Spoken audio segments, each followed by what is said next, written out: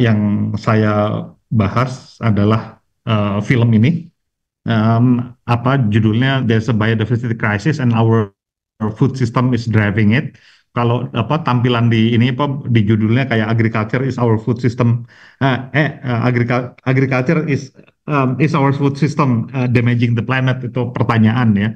Ini film apa tahun 2024 baru tayang 11 Juli kemarin, panjangnya 32 menit, penuturnya Ali Ray, ini apa penyiarnya Al Jazeera. Kalau mau nonton bisa apa langsung di YouTube, mau diunduh dulu juga bisa gratisan.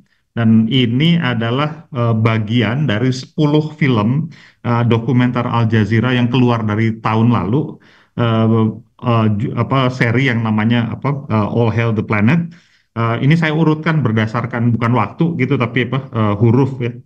Jadi abjad mulai dari carbon offset sampai apa techno optimism. Sebetulnya yang apa saya bahas ini film ke-9. Film yang terakhir ini apa simbiosis itu sebetulnya yang ke-10. Empat narasumbernya di sini apa saya tampilin. Ada Vanana Siva, ada Costa Georgiadis, Asmun Asdal, kemudian Elizabeth Povu. Ini masing-masing latar belakangnya beda-beda. Teman-teman bisa lihat di sini. Semuanya sangat kompeten. Mungkin yang paling terkenal adalah Vanana Siva. Dan apa kalau ada yang tahu Bang Benih, Asmun Asdal itu salah satu nama paling terkenal.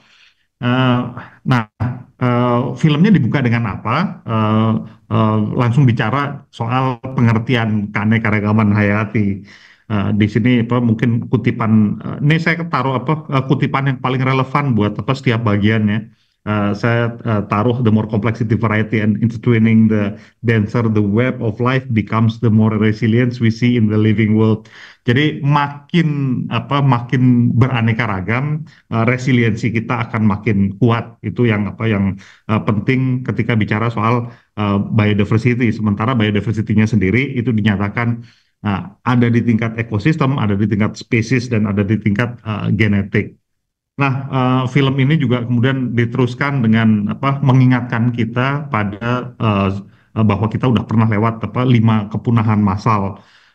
Nah, tetapi kemudian kalau kita lihat ini apa namanya 50 tahun terakhir ini diperkirakan yang namanya wildlife populations kita berkurang 69%. Dan bedanya apa dengan yang sebelum-sebelumnya? Ya kalau sebelumnya alamiah, 50 tahun terakhir tidak alamiah. Ada data sebetulnya 100 tahun terakhir kehilangan berapa, dan di sini langsung dinyatakan bahwa one of the key drivers of biodiversity loss itu industrialized agriculture ya. Jadi ini kemudian uh, bergeser bicara soal dampak langsung dan tidak langsung pertanian industrial atas keanekaragaman hayati. Di sini langsung dikasih tahu kenapa pertanian industrial itu berbahaya. Pertama-tama ya kayak gitu membahayakan keanekaragaman hayati. Itu karena monokultur, kemudian penggunaan ini apa fertilizer. Dan ini dinyatakan bahwa eh, apa yang jadi konsekuensi dari pertanian monokultur itu adalah bahwa apa vegetable diversity 93% hilang gitu karena dipilihin mana yang mau dibudidayakan dan mana yang dianggap nggak perlu. Eh, Bagian berikutnya bicara soal apa ancaman kesehatan akibat hilangnya keanekaragaman hayati. Dan eh, karena apa pembukaan lahan banyak, kemudian apa kita ketemu dengan apa macam-macam hewan, di tubuh hewan itu ada apa virusnya sebetulnya nggak apa-apa kalau di apa di tubuh hewan kayak gitu, tapi kemudian kalau dia loncat ke manusia jadi penyakit zoonotik. Dan kita sudah merasakan yang namanya COVID mulai Maret 2020 yang sampai sekarang belum benar-benar hilang ya. Nah, berikutnya yang ditampilkan itu soal dari pangan untuk pemeliharaan kesehatan ke komoditas. Apa yang maksudnya apa? Kita itu dulu ya makan itu benar-benar untuk menuris ya, apa, menjaga kesehatan kita. Jadi mau produksi pangan benar-benar itu yang dipikirkan, tapi kemudian ada periode di sini dinyatakan oleh Vanana Siva dua periode di mana yang namanya pangan itu kemudian berubah jadi komoditas. Yang pertama karena penjajahan dan penjajahan Inggris, ini perspektifnya perspektif India, eh, penjajahan oleh Inggris ke India itu mengakibatkan kehancuran sistem pangan mereka, dan yang kedua itu kemudian komodifikasi pangan itu terjadi di revolusi hijau. Nah, revolusi hijau sendiri itu sebetulnya benar-benar ya dipikirkan itu untuk apa? Ya tadinya untuk memenuhi kebutuhan pangan. Bahkan di sini dinyatakan ya yang namanya agricultural production jump atau loncat.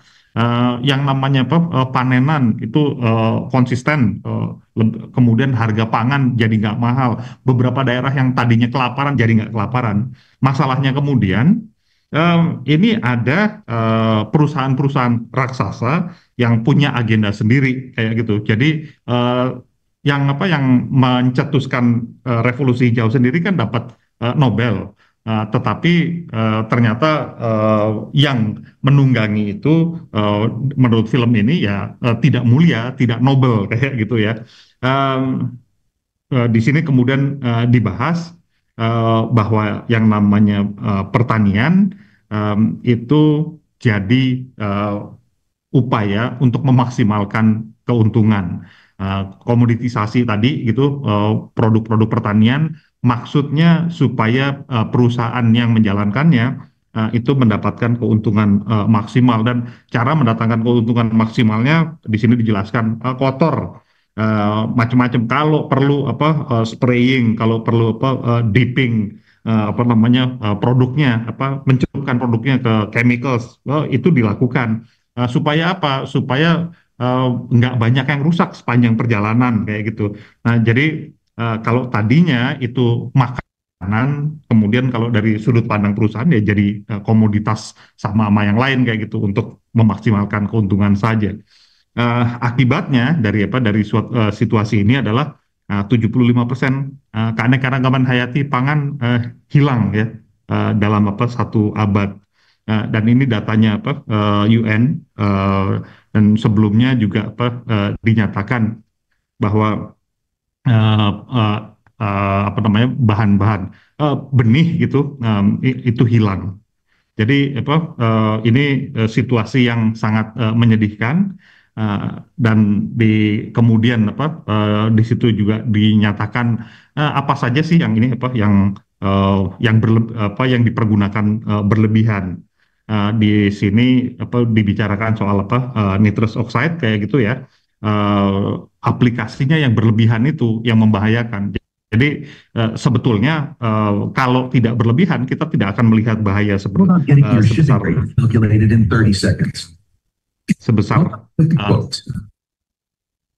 tidak akan melihat bahaya sebesar sekarang gitu, tapi kita tahu bahwa penggunaannya penggunaan pupuk sintetis ini berlebihan, dan pupuk sintetis ini di sini dinyatakan bahwa sebetulnya dia berasal dari bahan yang sama kayak gitu, teknik membuat yang sama dengan bom. Jadi ini sebetulnya memang bahan berbahaya, harusnya dikendalikan benar-benar, tapi kita melihat di alam ini tidak demikian digunakan luar biasa berlebihan ya. Nah, karenanya yang kemudian terjadi itu alih-alih kita makin aman secara pangan, yang tadinya tujuannya adalah keamanan pangan, kita malah kehilangan itu. Di sini digambarkan tempat-tempat di mana itu hilang keamanan pangannya, dan karena kerusakan lingkungan, polusi, banjir, kekeringan, itu semua kita makin nggak aman. Dan kemudian ada juga penjelasan soal bagaimana keamanan pangan itu juga sangat terancam karena perubahan iklim. Ini Vandana Shiva yang bilang, an agriculture that's contributing to climate change is also vulnerable to climate change. Dan bagian ini sangat sangat sangat keren menurut saya informasinya, menakutkan sebetulnya gitu, tapi dibawakan dengan sangat baik. Dan tentu saja nggak film ini nggak cuma bicara soal asal muasal masalah, detail masalah, tapi film ini kemudian kalau kita saksikan di situ di mulai menit ke-17 sampai akhir ya, sampai menit ke-32, ini bicara soal solusi. Eh, Solusi ketika mau mulai dengan solusi, di sini dinyatakan bahwa para ilmuwan lah yang tahu gitu bahwa ini hati-hati nih, kita kalau kita tidak benar-benar menjaga benih, itu kita akan ada dalam bahaya. Dan kemudian di sini dinyatakan ada 1.700 bank benih di seluruh dunia, dan Svalbard Global Seed Vault ini yang paling terkenal. Dia dijuluki perahu Nabi Nuh untuk seed diversity, bahkan the Library of Life. Ini bosnya, yang salah satu narasumber tadi, dan dia menyatakan kalau kita tidak punya benih bermacam-macam, kita nggak punya varietas nggak punya keragaman genetik, maka ya kita nggak akan bisa mengembangkan pertanian. Kalau ada masalah, nanti kita kebingungan sendiri. Jadi dia bilang yang namanya menjaga benih, menjaga keragaman genetika benih itu, uh, ini urusan eksistensi manusia. Nah, kalau mau selamat itu harus dijagain dan lebih jauh daripada sekedar keamanan pangan. Kemudian di sini bicara soal kedaulatan pangan, dan kedaulatan pangan di sini dinyatakan bahwa harus food secure, kemudian ini harus in control of the whole system. Ini yang mereka bilang. Dan bagaimana itu bisa dicapai? Di sini dinyatakan ya, penting untuk menjaga alam, menjaga organisme di tanah, uh, memastikan bahwa lebah itu ini tidak punah, dan seterusnya.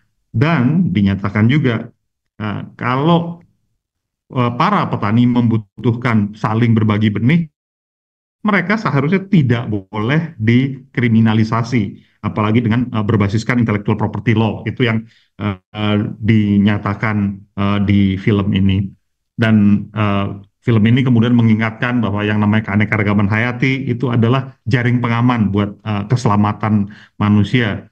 Dan jaring pengaman itu nggak boleh dipatenkan. Ini kebangetan, dan ini yang ditentang oleh film ini. Yang namanya kehidupan itu nggak boleh dipatenkan. Dan yang namanya, karena biodiversity itu adalah safety net, ya kita juga harus jagain itu. Uh, tanpa diversity kita nggak akan mungkin beradaptasi. Kalau kita nggak mungkin beradaptasi, ya tunggu saja kepunahan kita semua gitu. Kita maksudnya manusia ya. Kalau alam nanti bisa balik lagi sebetulnya. Dan slide ini terakhir saya sebelum saya kasih tahu apa yang kekuatan dan apa namanya ruang perbaikan buat film ini. Ini ajakan buat belajar dari masyarakat adat.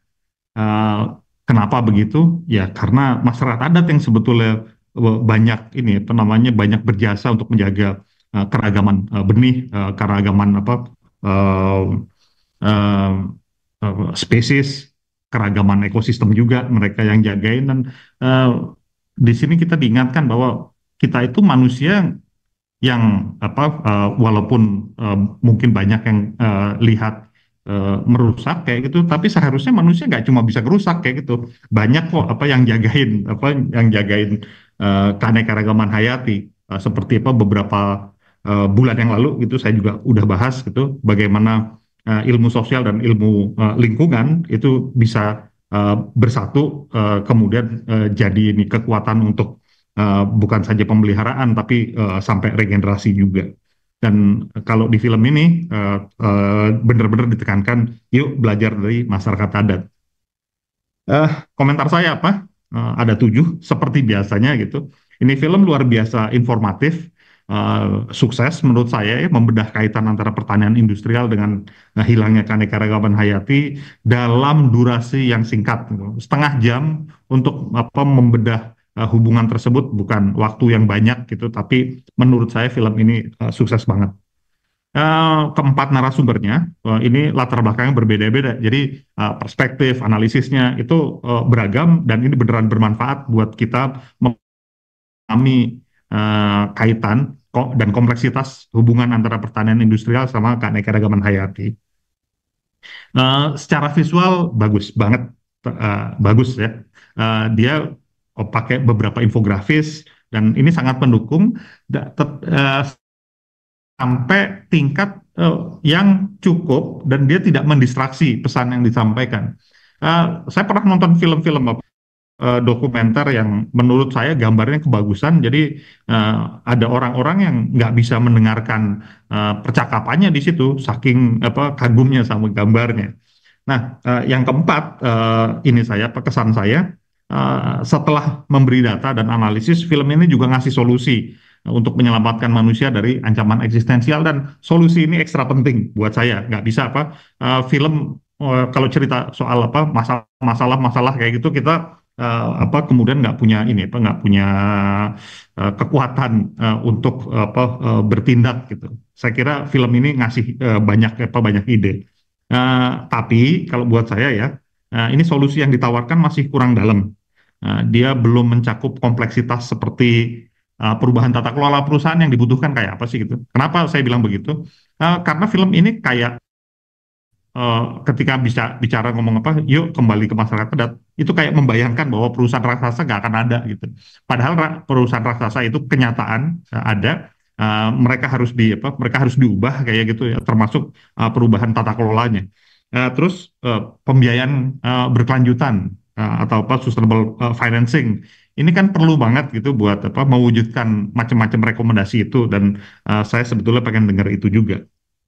Yang keenam, eh, film ini mungkin akan membuat penontonnya berpikir bahwa pertanian industrial itu satu-satunya penyebab kehilangan keanekaragaman hayati. Dan sumber-sumber masalah lain mungkin agak terlupakan. Tapi harusnya nggak begitu ya. Dan yang terakhir saya mau bilang film ini layak banget ditonton. Kalau kita yang bergerak di bidang apa eh, pelestarian lingkungan begitu ya, saya kira wajib malah nonton ini dan ini jadi bahan pelajaran penting melengkapi beberapa yang sudah ada sebelumnya. Sebagai penonton gila-gilaan itu saya tahu ada film apa Food Incorporated tahun 2008, Conspiracy, ada Seed, The Untold Story, Before the Plate, Follow the Food, Kiss the Ground ini mungkin yang paling keren di antara mereka semua gitu. Meet the Future dan yang terakhir beberapa tahun yang lalu juga bikin cipratan luar biasa atau ombak gede malah apa Seaspiracy. Saya kira itu yang mau saya sampaikan. Terima kasih.